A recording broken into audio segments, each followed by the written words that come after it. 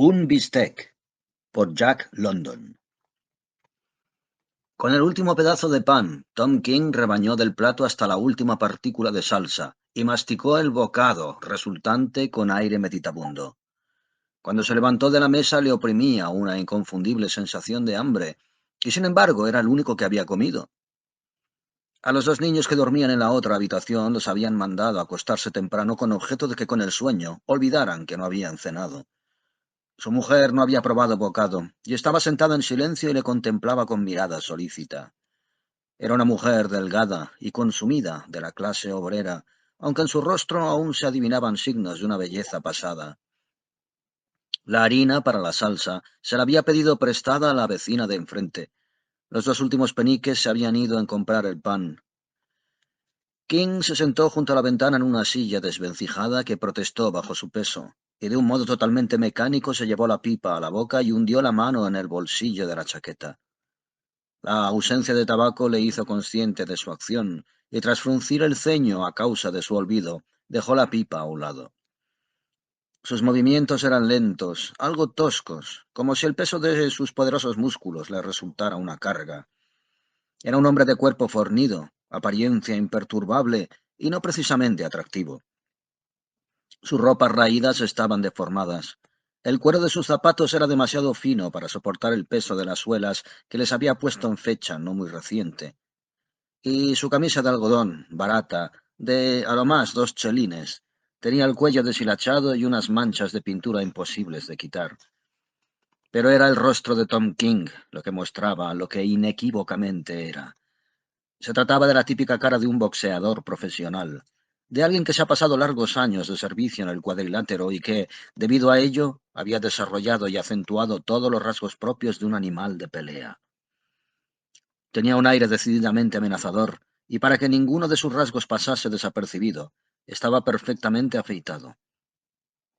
Los labios carecían de forma y constituían una boca excesivamente dura que, en su rostro, resultaba como una cuchillada. La mandíbula era agresiva, brutal, maciza. Los ojos, de movimientos lentos y párpados pesados, casi carecían de expresión bajo las cejas pobladas, muy juntas. Un completo animal. Eso es lo que era, pero los ojos eran lo más animal de todos sus rasgos. Eran adormilados, leoninos, los ojos de un animal luchador. La frente huidiza se inclinaba hacia atrás hasta el nacimiento del pelo, que cortado al cepillo mostraba todos los bultos de aquella cabeza de aspecto repugnante.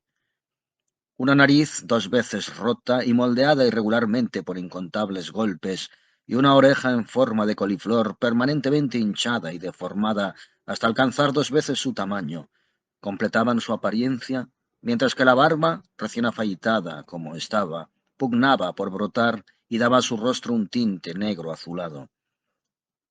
En conjunto, era la cara de un hombre al que asustaría encontrar en un callejón oscuro o en un sitio solitario, y sin embargo, Tom King no era un criminal, ni jamás había cometido delito alguno. Aparte de los golpes propios de su modo de ganarse la vida, nunca le había hecho daño a nadie. Tampoco se le consideraba un tipo pendenciero. Fuera del ring era tranquilo y bonachón, y en los días de su juventud, cuando el dinero fluía en abundancia, había sido más generoso de lo que le convenía. No abrigaba resentimientos y tenía pocos enemigos. Combatir para él solo era una profesión. En el ring pegaba para herir, pegaba para destrozar, pegaba para destruir, pero no lo hacía con animadversión. Era una simple cuestión de negocios. El público pagaba para ver el espectáculo de dos hombres tratando de dejarse fuera de combate. El que ganaba se llevaba la mejor parte de la bolsa. Cuando Tom King se había enfrentado con Wulumulu Gauger 20 años atrás, sabía que solo hacía 4 meses desde que a Gauger le hubieran roto la mandíbula en un combate en Newcastle, y él había trabajado esa mandíbula y la había vuelto a romper en el noveno asalto, y no por animadversión hacia Gauger, sino porque aquel era el modo más seguro de ponerle fuera de combate y llevarse la mejor parte de la bolsa. Tampoco Gauger le había guardado resentimiento por ello. Eran las reglas del juego, y los dos las conocían y se atenían a ellas. Tom King nunca había sido hablador, y seguía sentado junto a la ventana, malhumorado, silencioso, mirándose las manos. Las venas destacaban en el reverso de las manos, grandes e hinchadas, y los nudillos aplastados, deformes y machacados, eran testigos del uso a que habían sido sometidos. Nunca había oído decir que la vida de un hombre era la vida de sus arterias, pero conocía perfectamente el significado de aquellas venas grandes y abultadas. Su corazón había bombeado por ellas demasiada sangre a la máxima presión. Ya no hacían su trabajo bien. Había forzado en exceso su elasticidad y con la distensión habían perdido su resistencia. Ahora se cansaba fácilmente. Ya no podía resistir 20 asaltos, rápidos, violentos, golpeando, golpeando, golpeando de gong a gong, crueles, impetuosos, acorralado contra las cuerdas y acorralando a su vez a su contrincante contra las cuerdas, ataques todavía más duros y fieros al final, en el 20º asalto, con el público de pie, aullando, y él atacando, pegando, esquivando, soltando diluvios de golpes sobre diluvios de golpes y recibiendo a su vez diluvios de golpes, y todo el tiempo con el corazón bombeando incansablemente la sangre inflamada a través de las venas correspondientes. Las venas, dilatadas durante el combate, siempre volvían a recuperar su tamaño habitual, aunque no del todo. Con cada combate imperceptiblemente al principio, quedaban un poco más hinchadas que antes. Las miraba, y también los nudillos destrozados, y durante un momento tuvo una visión del esplendor juvenil de aquellas manos antes de aplastar el primer nudillo en la cabeza de Benny Jones, también conocido por el terror de Gales. La sensación de hambre volvió a acuciarle. «Dios mío, lo que daría yo por un bistec», murmuró en voz alta, cerrando sus enormes puños y escupiendo entre dientes un juramento. «Traté de que me fiaran Burke y Sawley», dijo su mujer, casi disculpándose. «¿Y no quisieron?», preguntó. «Ni un solo penico. Burke dijo...» A ella le falló la voz. «Maldita sea, ¿qué te dijo?» «Que creía que Sandel iba a ganar esta noche y que ya le debíamos bastante». Tom King gruñó, pero no contestó. Estaba muy ocupado pensando en el bull terrier que había tenido del joven al que alimentaba con bistecs sin fin. Burke le habría fiado 1000 bistecs entonces. Pero ahora los tiempos habían cambiado. Tom King se hacía viejo y los viejos que pelean en clubs de segunda categoría no pueden esperar que los tenderos les fíen. Se había levantado por la mañana con ganas de comerse un bistec y las ganas no habían disminuido. No se había entrenado bien para este combate. Aquel año había sequía en Australia. Los tiempos estaban difíciles y hasta los trabajos más eventuales eran difíciles de encontrar. No había tenido sparring para entrenarse y su alimentación no había sido la más adecuada, por no decir suficiente. Había trabajado de peón de albañil los días en que encontró trabajo y había corrido por el domain por la mañana temprano para mantener las piernas en forma. Pero si entrenarse es difícil, lo es más si no se tiene entrenador y si una mujer y 2 niños que alimentar. Su crédito con los tenderos había mejorado ligeramente cuando le propusieron el combate con Sandel. El secretario del Gaiety Club le había adelantado 3 libras, la bolsa del que perdiera, y no habían querido darle nada más. De vez en cuando se las había arreglado para que le prestara unos cuantos chelines a algún viejo amigo que le habría prestado más, de no ser por la sequía y porque él también pasaba aprietos. No, era inútil ocultarlo. Su entrenamiento no había sido satisfactorio. Tendría que haberse alimentado mejor y tener menos preocupaciones. Además, cuando un hombre ya tiene 40 años, le resulta difícil mantener la forma que tenía a los 20. «¿Qué hora es, Lizzie?», preguntó. Su mujer fue a la casa de al lado a preguntar y volvió. «Las 8 menos cuarto». «Dentro de pocos minutos empezarán con el primer combate», dijo. «Es solo un combate de exhibición. Luego está el combate a 4 asaltos entre Dealer, Wells y Gridley, y otro a 10 asaltos entre Starlight y un tipo que es marinero. A mí no me toca hasta dentro de 1 hora». Al cabo de otros 10 minutos de silencio se puso en pie. «La verdad, Lizzie, es que no me he entrenado bien». Cogió el sombrero y se dirigió a la puerta. No besó a su mujer. Nunca lo hacía al irse, pero esta vez ella se atrevió a besarle, echándole los brazos al cuello y obligándole a bajar su cara hasta la de ella. Parecía muy pequeña al lado de aquel pedazo de hombre. «Buena suerte, Tom», le dijo. «Tienes que ganar». «Sí, tengo que ganar», repitió él. «No hay otra solución. Tengo que ganar».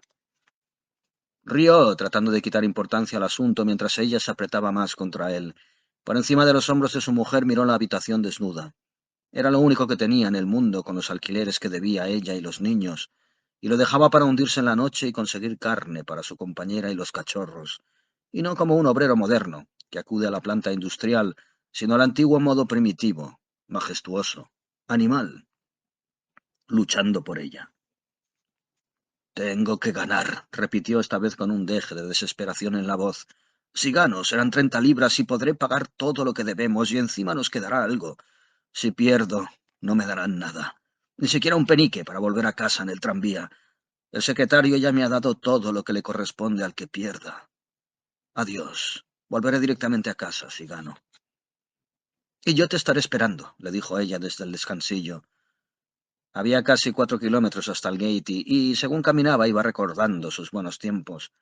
En una ocasión había sido el campeón de los pesos pesados de Nueva Gales del Sur.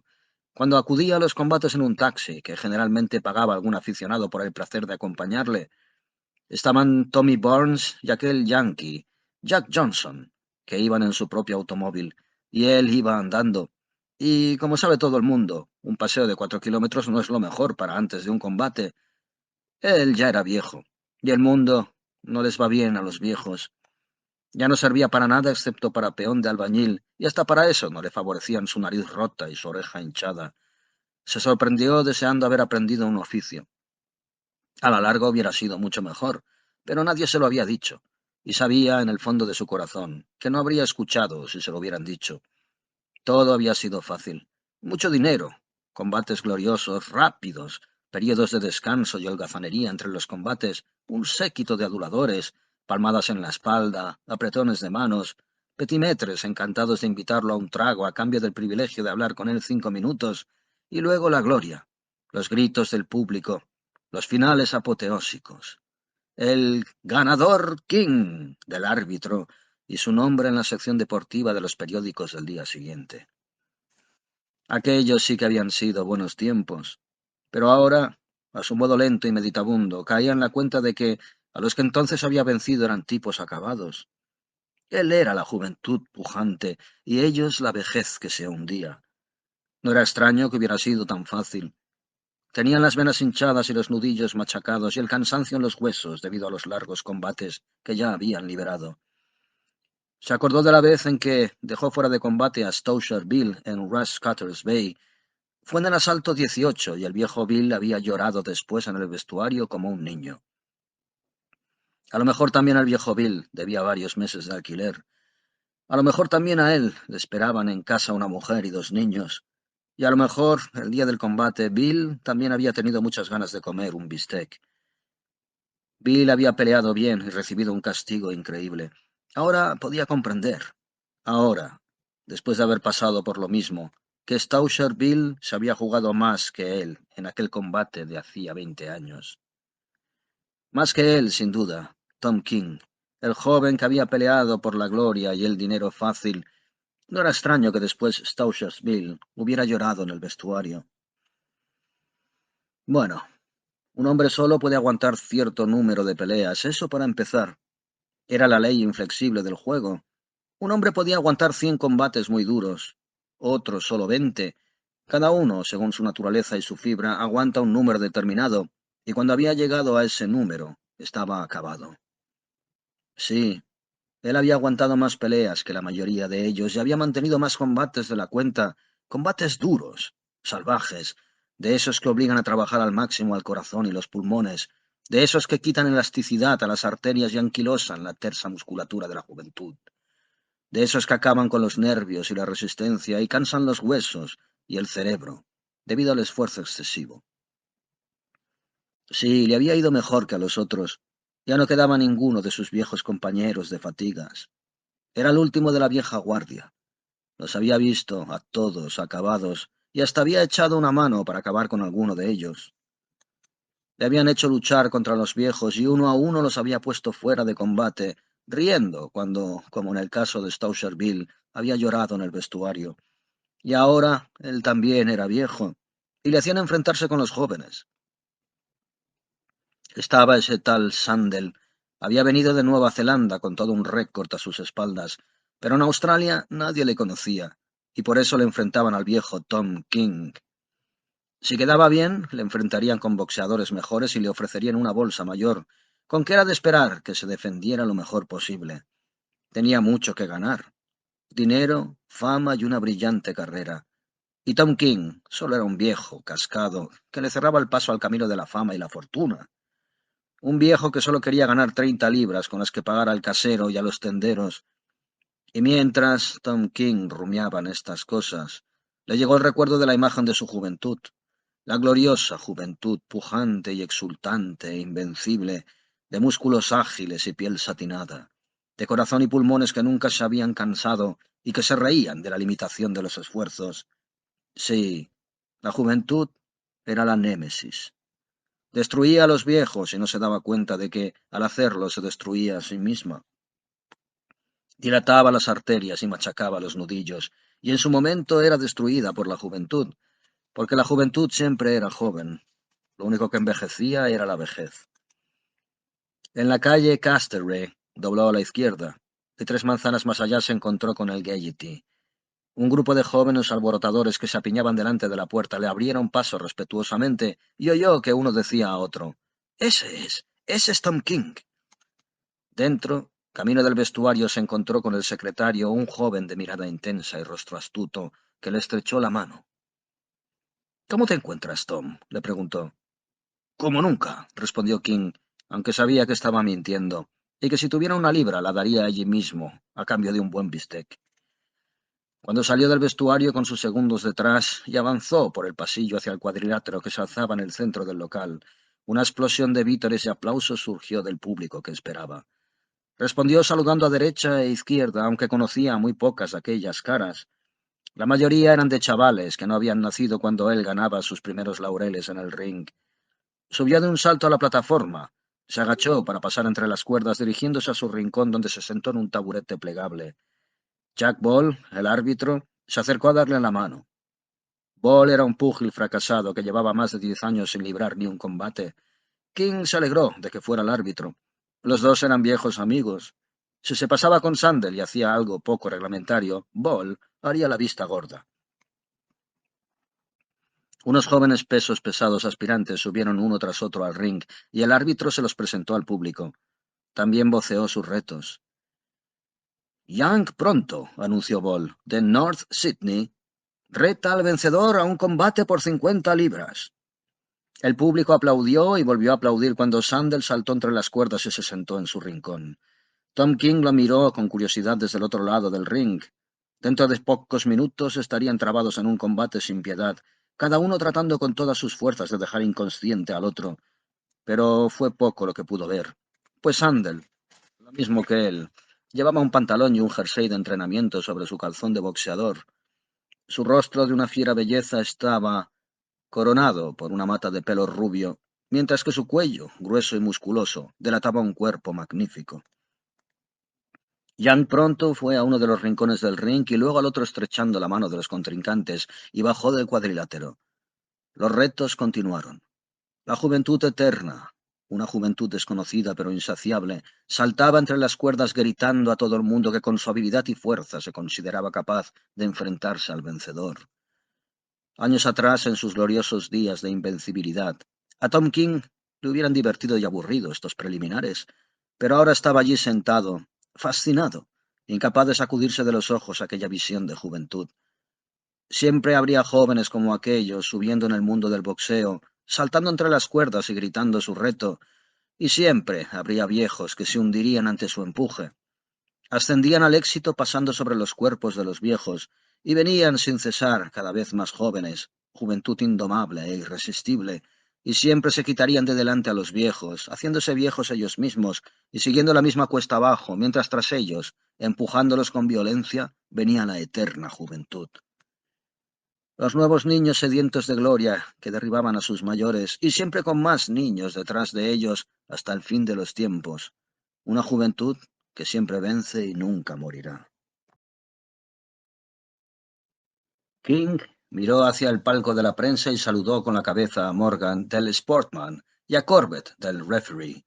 Luego levantó sus manos, mientras Sid Sullivan y Charlie Bates, sus segundos, le ponían los guantes y lo ataban con fuerza, vigilados de cerca por uno de los segundos de Sandel, que antes había examinado con ojo crítico las vendas que envolvían los nudillos de King. Uno de sus segundos estaba en el rincón de Sandel haciendo lo mismo. Quitaron a Sandel el pantalón de entrenamiento y ya de pie le quitaron el jersey por encima de la cabeza, y Tom King, al mirar, vio a la juventud personificada. Pecho poderoso, vigoroso, con músculos que se deslizaban y se tensaban como dotados de vida bajo la blanca piel sedosa. El cuerpo entero rebosaba vida, y Tom sabía que era una vida que nunca había rezumado su frescura a través de los poros doloridos durante los largos combates en los que la juventud paga su precio y de los que no sale tan joven como había entrado. Los dos hombres avanzaron y se encontraron, y cuando sonó el gong y los segundos abandonaron el ring con los taburetes que crujieron al plegarse, se dieron la mano, y al instante se pusieron en guardia, y también al instante, como un mecanismo de acero y muelles que se balancea, Sandel empezó a moverse, a avanzar y retroceder, a avanzar de nuevo, lanzando a la izquierda a los ojos, un derechazo a las costillas, esquivando un golpe, retrocediendo ligeramente y volviendo a avanzar una vez más en una danza amenazadora. Era rápido y hábil. Aquello era una deslumbrante exhibición. El público gritó con aprobación, pero King no estaba impresionado. Había librado demasiados combates y con demasiados jóvenes. Conocía perfectamente cómo eran los golpes, demasiado rápidos y ligeros para resultar peligrosos. Era evidente que Sandel quería terminar cuanto antes mejor. Era de esperar. Se trataba de la fuerza en ataques salvajes y furiosas acometidas, anonadando al contrincante con su ilimitado deseo de poder y gloria. Sandel avanzaba y retrocedía. Estaba aquí, allá, en todas partes, ligero de pies e impaciente de corazón, una maravilla viviente de carnes blancas y músculos tensos que tejía una deslumbrante trama de ataques, deslizándose y saltando como una lanzadera volante, de movimiento en movimiento, a través de 1000 movimientos, todos ellos centrados en la destrucción de Tom King, que se alzaba entre él y la fama. Y Tom King aguantaba paciente. Conocía su oficio y conocía la juventud, ahora que la juventud la había abandonado.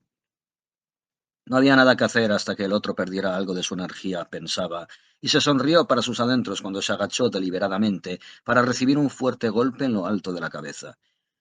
Se trataba de una artimaña dudosa, pero que sin duda entraba dentro de las reglas del boxeo.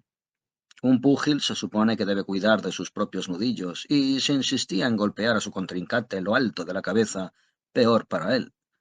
King hubiera podido agacharse más y esquivar el golpe, pero recordaba sus primeros combates y cómo se había destrozado por primera vez sus nudillos contra la cabeza del terror de Gales. Se limitaba a seguir las reglas del juego. Al encajar el golpe aplastó uno de los nudillos de Sandel. No es que a Sandel le importara eso ahora.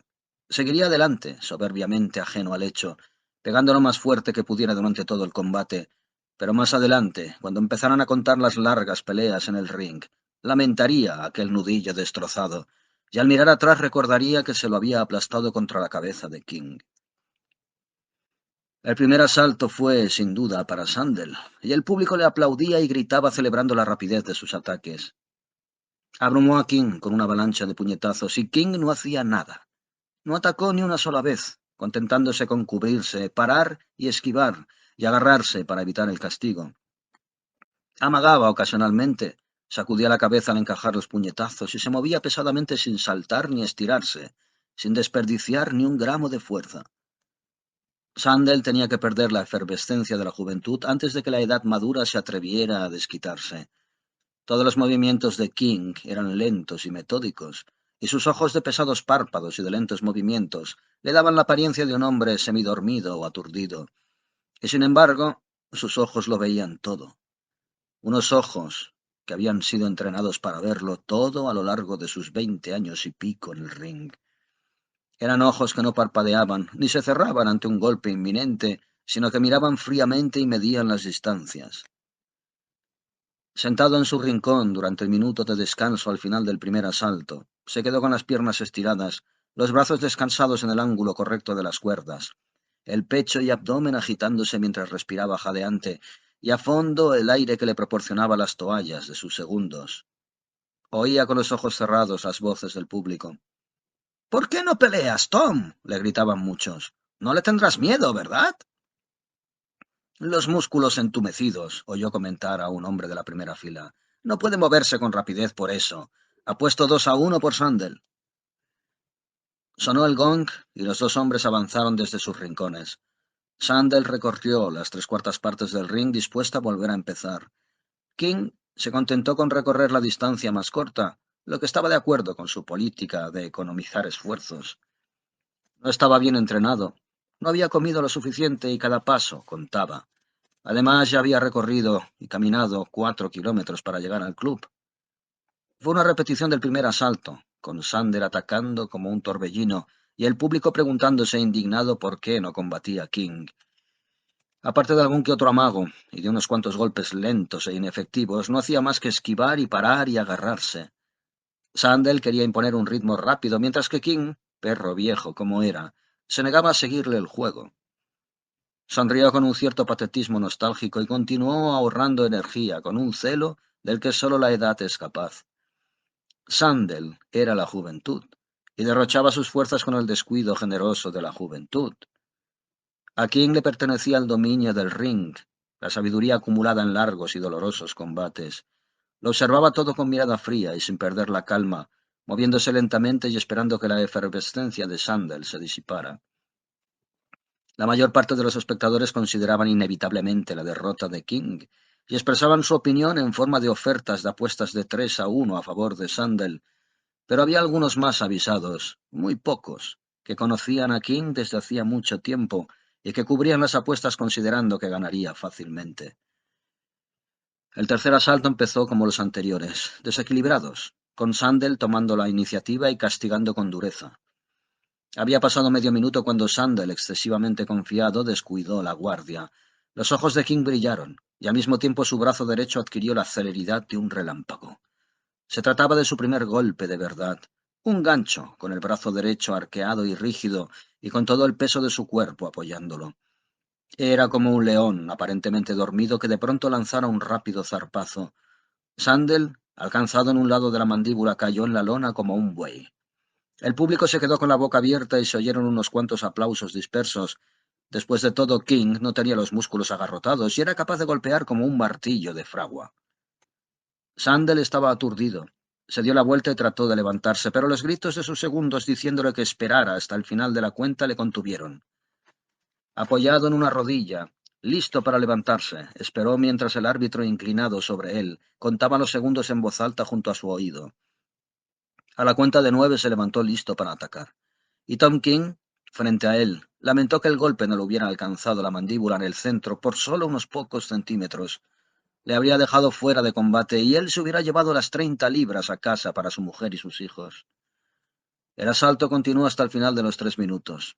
Sandel mostraba por primera vez respeto a su contrincante y King seguía con los movimientos lentos y los ojos adormitados de siempre. Cuando el asalto se acercaba al final, King advirtió por el hecho de que sus segundos estuvieran agazapados al borde del ring. Hizo lo que pudo por llevar a Sandel a su rincón del cuadrilátero, y cuando sonó el gong se sentó inmediatamente en el taburete, mientras que su adversario tenía que recorrer toda la diagonal del ring para llegar a su propio rincón. Sin duda era poca cosa, pero la suma de pocas cosas era precisamente lo que contaba. Sandel se vio obligado a caminar unos cuantos pasos más, a gastar más energía y a perder unos segundos preciosos de descanso. Al comienzo de cada asalto, King se resistía a abandonar su rincón, obligando a su contrincante a recorrer la distancia mayor, mientras que al final de cada asalto se las arreglaba para encontrarse en su propio rincón y así poder sentarse de inmediato. Pasaron otros 2 asaltos en los que King fue tan avaro en sus esfuerzos como Sandel pródigo en malgastarlos. Los intentos de este último, porque el combate fuera rápido, perjudicaban a King, pues un alto porcentaje de los innumerables golpes que llovían sobre él alcanzaban su objetivo. Y con todo, King insistía en su lentitud, y eso a pesar de los gritos de los aficionados más jóvenes para que atacara. En el sexto asalto, Sandel volvió a descuidar su guardia, y de nuevo la terrible derecha de Tom King le alcanzó la mandíbula, y Sandel otra vez oyó contar al árbitro hasta 9.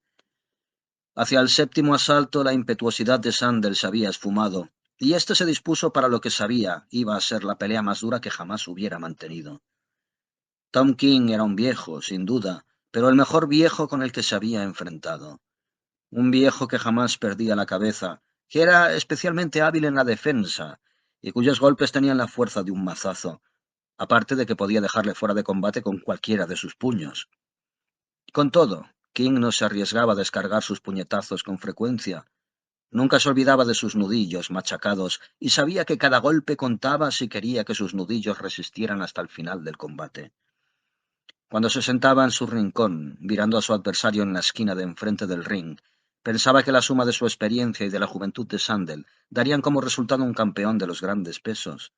Pero ahí estaba el problema. Sandel nunca sería campeón del mundo. Carecía de experiencia, y la única manera de adquirirla era pagándola con su juventud. Y cuando tuviera esa experiencia, se habría quedado sin juventud.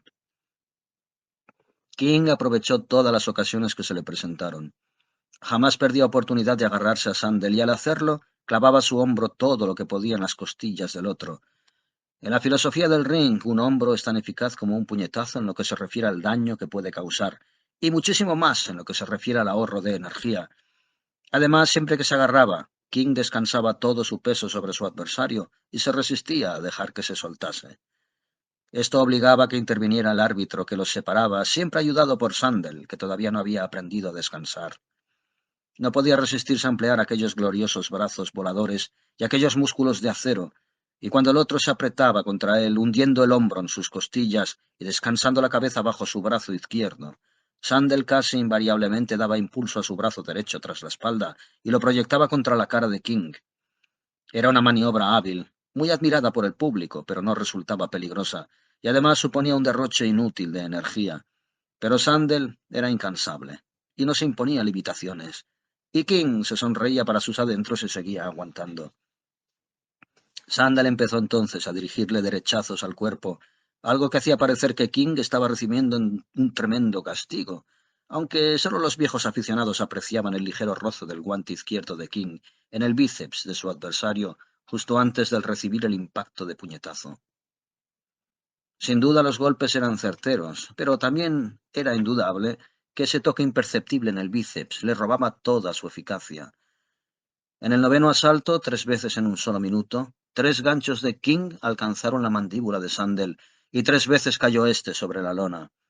Cada vez esperó hasta la cuenta de 9 antes de levantarse, aturdido y torpe, pero todavía fuerte. Había perdido gran parte de su velocidad y derrochaba menos esfuerzos. Peleaba inflexible, pero continuaba recurriendo a su principal recurso, la juventud. El principal recurso de King era la experiencia. A medida que su vitalidad se apagaba y su vigor se debilitaba, los había ido reemplazando con la experiencia nacida de los largos combates y el ahorro cuidadoso de energía. No solo había aprendido a no realizar esfuerzos superfluos, además, obligaba a su contrario a malgastar su fuerza. Una y otra vez, fintando y amagando con los pies y las manos y el cuerpo, seguía obligando a Sandel a retroceder agachándose o a contraatacar. King descansaba, pero nunca dejaba descansar a Sandel. Era la estrategia de la vejez. Al empezar el 10.º asalto, King empezó a detener las acometidas del otro con izquierdazos dirigidos a la cara, y Sandel, progresivamente más cansado, respondió con su izquierda y luego le lanzó un derechazo a la parte izquierda en la cabeza. Era un golpe demasiado alto para ser decisivo, pero al recibir el puñetazo, King reconoció que sobre su mente volvía a cernirse el negro velo de la inconsciencia. Durante un segundo, o mejor dicho, durante una fracción de segundo, perdió la vista. Por un momento su contrincante desapareció de su campo de visión y lo mismo el telón de fondo de rostros blancos que le miraban. Y al momento siguiente de nuevo vio a su oponente y al telón de fondo. Fue como si hubiera dormido durante un momento y acabara de volver a abrir los ojos y, sin embargo, el intervalo de inconsciencia fue tan corto que ni siquiera tuvo tiempo para caer. El público le vio tambalearse, vacilar sobre sus rodillas y enseguida le vio recuperarse y hundir su barbilla en el refugio del hombro izquierdo. Sandel repitió el golpe varias veces, dejando a King parcialmente aturdido, y entonces este último desarrolló una defensa que también era un contraataque. Fintando con la izquierda, dio medio paso hacia atrás al tiempo que lanzaba un gancho con toda la fuerza de su derecha. Tan preciso fue el golpe que alcanzó de lleno la cara de Sandel, que se había agachado para esquivarlo, y Sandel se elevó en el aire y cayó de espaldas en la lona, golpeándose la nuca y los hombros. 2 veces hizo esto King, y luego se desató y acorraló a su contrincante contra las cuerdas. No le daba a Sandel tiempo para descansar ni para recuperarse, sino que descargaba puñetazo tras puñetazo, hasta que el público se puso de pie y el aire se llenó de una ininterrumpida salva de aplausos. Pero la fuerza y resistencia de Sandel eran soberbias, y se mantenía en pie. El fuera de combate parecía seguro, y un capitán de la policía, asustado por el terrible castigo, se acercó al ring para detener el combate. Sonó el gong que indicaba el final del asalto, y Sandel se dirigió tambaleante a su rincón, asegurando al policía que se encontraba perfectamente y con fuerzas. Para demostrarlo, hizo un par de piruetas en el aire y el policía se dio por satisfecho. Tom King, con la espalda apoyada en las cuerdas de su rincón y respirando con dificultad, estaba decepcionado. Si hubieran detenido el combate, el árbitro necesariamente se habría visto obligado a declararle vencedor, y la bolsa habría sido suya. Al contrario que Sandel, él no luchaba por la gloria o por un futuro, sino por las 30 libras, y ahora Sandel se recuperaría en el minuto de descanso. La juventud siempre se imponía. Estas palabras relampaguearon en la mente de King, y recordó la primera vez que las había oído, la noche en que había puesto fuera de combate a Stowser Bill. El aficionado que le había invitado a una copa después de la pelea y le había dado una palmada en los hombros había utilizado esas palabras. La juventud siempre se imponía. El aficionado tenía razón, y aquella noche, muchos años atrás, él era joven. Esta noche la juventud se sentaba en el rincón de enfrente. En cuanto a él, ya llevaba peleando media hora, y era viejo. Si hubiera luchado como Sandel, no habría durado ni 15 minutos, pero la cuestión era que no conseguía recuperarse. Aquellas arterias gastadas y aquel corazón del que tanto había abusado no le permitían recobrar las fuerzas en los intervalos entre los asaltos, y para empezar no había iniciado el combate con fuerzas suficientes. Las piernas le pesaban y empezó a sentir calambres. No debió haber andado aquellos 4 kilómetros hasta el club, y además estaban las tremendas ganas de comerse un bistec de aquella mañana. De pronto en su interior creció un enorme y terrible odio hacia los carniceros que le habían negado el crédito. Era duro para un viejo acudir a un combate sin haber comido bastante, y un bistec era tan poca cosa. Además, unos pocos peniques, y sin embargo para él significaba 30 libras. Sandel se lanzó en cuanto sonó el gong que abría el asalto número 11, e hizo alarde de un vigor que de hecho no tenía. King se dio enseguida cuenta de lo que pasaba. Era un truco tan viejo como el propio boxeo. Se agarró a Sandel en un clinch para defenderse, y luego dejándolo libre, le permitió ponerse en posición de ataque. Esto era lo que King deseaba. Amagó con la izquierda, esquivó el gancho con que respondió su adversario y echó hacia atrás el puño. Luego dio medio paso hacia atrás y lanzó un gancho que alcanzó a Sandel en plena cara y le derribó sobre la lona. Después de eso no le volvería a dejar descansar. Recibía bastantes golpes, pero asestó muchos más, aplastando a Sandel contra las cuerdas, alcanzándole con todo tipo de puñetazos, evitando sus clinches o quitándoselos de encima y sosteniendo con una mano a Sandel para evitar que cayera y aplastándole con la otra contra las cuerdas, donde no pudiera caer. Por entonces el público había enloquecido, estaba a su favor y casi a una gritaba: «¡Duro con él, Tom! ¡Ya lo tienes, ya lo tienes! ¡Duro con él, Tom, duro con él!». Iba a ser un final arrollador, uno de esos por los que pagas por ver, si eres aficionado al boxeo. Y Tom King, que durante media hora había ahorrado esfuerzos, ahora los derrochaba pródigamente en el solo esfuerzo que sabía que era capaz de hacer. Era su única oportunidad, ahora o nunca. Las fuerzas la abandonaban con rapidez y esperaba que antes de que le dejaran del todo pudiera haber dejado fuera de combate a su adversario. Y mientras seguía pegando y forcejeando, calculando fríamente el peso de sus puñetazos y la cualidad del daño que infligían, se dio cuenta de lo difícil que era derrotar a Sandel. Poseía fibra y resistencia en su más alto grado, y eran la fibra y la resistencia vírgenes de la juventud.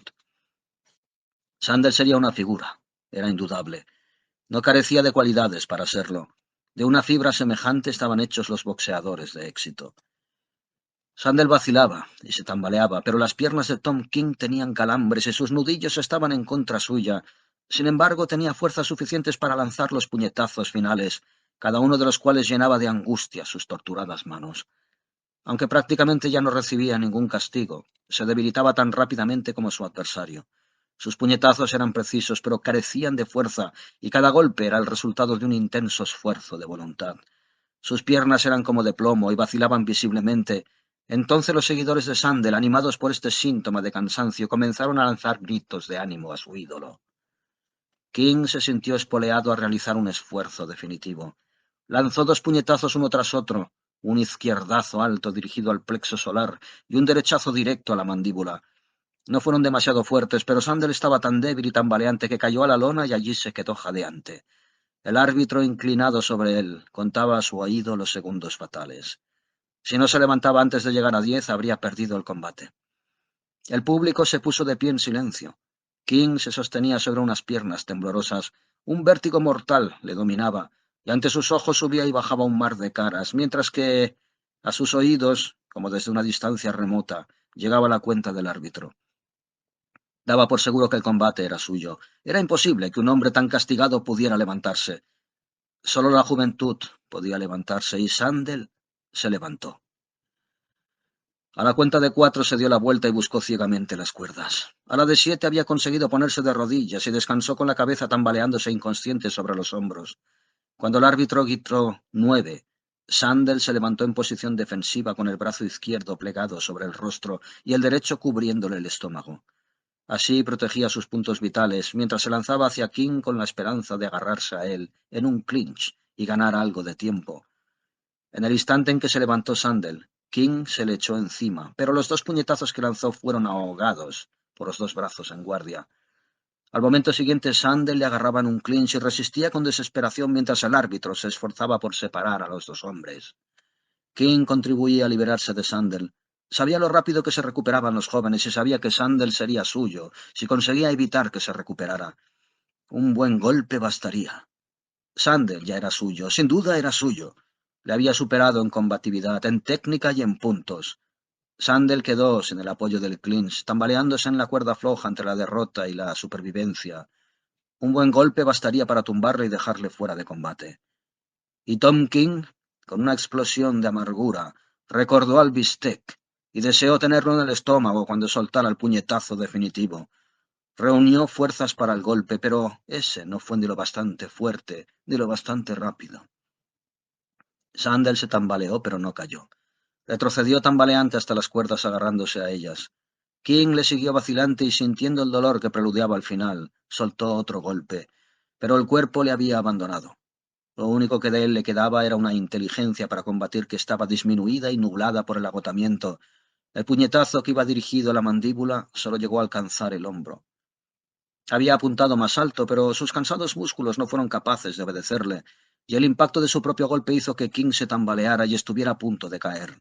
Lo intentó una vez más. Esta vez el puñetazo falló por completo, y de pura debilidad cayó contra Sandel y se agarró a él para evitar derrumbarse sobre la lona.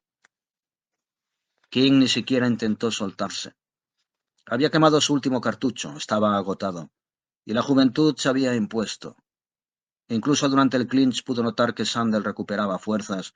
Cuando el árbitro los separó allí ante sus ojos, vio recuperarse a la juventud. Instante a instante, Sandel se iba haciendo más fuerte. Sus golpes débiles e ineficaces al principio se fueron volviendo potentes y precisos. Los turbios ojos de Tom King vieron el puño enguantado dirigiendo a su mandíbula y quiso parar el golpe interponiendo el brazo. Vio el peligro. Quiso actuar, pero el brazo le pesaba demasiado. Parecía cargado con un quintal de plomo. No conseguía levantarlo y trataba de hacerlo impulsado por la fuerza de su espíritu. Entonces el puño aterrizó en su mandíbula. Sintió un dolor agudo que era como una descarga eléctrica y simultáneamente le envolvió un velo de oscuridad. Cuando volvió a abrir los ojos estaba en su rincón y oía el gritar del público como si fuera el rugir de las olas en la playa de Bondi. Apretaban una esponja contra la base de su nuca y Sid Sullivan le rociaba con agua fresca la cara y el pecho. Ya le habían quitado los guantes y Sandel, inclinado sobre él, le estrechaba la mano. No sentía rencor hacia el hombre que le había puesto fuera de combate y devolvió el apretón de manos con una fuerza que hizo protestar a sus magullados nudillos. Luego Sandel se dirigió al centro del ring y el público acalló su pandemonium para oírle aceptar el reto de pronto y su ofrecimiento de que la bolsa fuera de 100 libras. King le miraba apático mientras sus segundos le engujaban el agua que chorreaba, le secaban la cara y le preparaban para abandonar el ring. Tenía hambre. No era el hambre habitual que roe, sino una gran debilidad. una palpitación en lo más profundo del estómago que se comunicaba a todo su cuerpo. Recordaba el momento del combate en que había tenido a Sander en la cuerda floja a punto de ser derrotado. Ay, con aquel bistec lo hubiera conseguido. Le había faltado para asestar el puñetazo decisivo y había perdido. Y todo eso por culpa del bistec. Sus segundos medio le sostenían cuando le ayudaron a crujizar entre las cuerdas. Se libró de ellos, pasó por sí solo entre las cuerdas y saltó pesadamente al suelo, siguiendo sus pasos mientras le abrían paso a lo largo del atestado pasillo central. Al dejar el vestuario caminó de la calle. En la entrada del vestíbulo un joven se dirigió a él. —¿Por qué no lo liquidaste cuando ya era tuyo? —le preguntó. —Vete al infierno —respondió Tom King y bajó los escalones hacia la acera. Las puertas del bar de la esquina se mecían ampliamente y distinguió las luces y a las sonrientes camareras, oyendo muchas voces que comentaban el combate y el tintineo de las monedas en la barra. Alguien le llamó para invitarle a una copa. Dudó, de modo evidente. Luego rechazó la invitación y siguió su camino. No llevaba ni un céntimo en el bolsillo, y los 4 kilómetros de regreso a su casa le parecieron demasiado largos. Indudablemente se estaba haciendo viejo. Al cruzar el Domain, se sentó de repente en un banco inquieto ante el pensamiento de que su mujer estaría sentada esperándole para enterarse del resultado del combate. Aquello era más duro que cualquier gancho, y le parecía imposible de encarar. Se sentía débil y agotado, y el dolor de sus destrozados nudillos le decía que, aunque encontrara trabajo en la construcción, pasaría una semana antes de que pudiera coger un pico o una pala. La palpitación de hambre en el fondo de su estómago le estaba poniendo enfermo. Estaba exhausto, y a sus ojos acudió una humedad desacostumbrada. Se tapó la cara con las manos, y mientras lloraba recordó al viejo Stowser Bill y cómo le había dejado fuera de combate aquella noche de hacía tanto tiempo. Pobre Stowser Bill. Comprendía ahora por qué había llorado Bill en el vestuario.